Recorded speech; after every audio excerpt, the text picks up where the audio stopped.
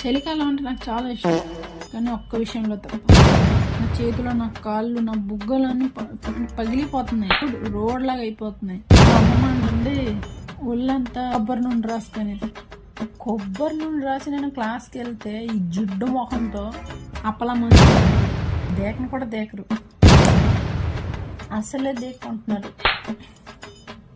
తెల్లవారి లెగలేను, క్లాస్కి వెళ్ళినప్పుడు లేటు, ఇక్కడ ఒకసారి తగిలితే కరెంట్ షాకే.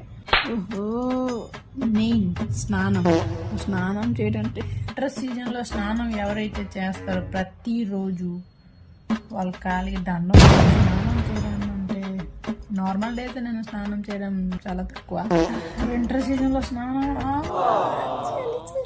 2 డేస్కి ఒక్కసారి స్నానం చేస్తాను. మీరంతా నవ్వుతున్నారు ఎందుకురా? మీరు కూడా అలాంటి వాళ్ళే కదా. సేవ్ వాటర్ మామ. అలాగా 3 రోజులుగా ఒకసారి స్నానం చేయండి, కొబ్బరి నూనె రాసుకోండి, క్లాస్కి వెళ్ళండి. ఆ తర్వాత నా బాధ ఏంటో మీకు అర్థమవుతుంది. నవ్వకండి, కొట్టిస్తేనే మళ్ళీ. వేడి నీళ్ళు అంటే చాలా మందికి నచ్చదు, ఇప్పుడు నచ్చుతుంది. ఎందుకంటే శీతాకాలం వచ్చింది. వేడి నీళ్ళతోనే స్నానం, వేడి నీళ్ళతోనే బ్రష్, వేడి నీళ్ళతోనే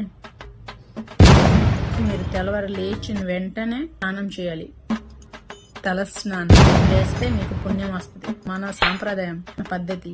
ఇందుకు నాకు శీతాకాలం అంటే చాలా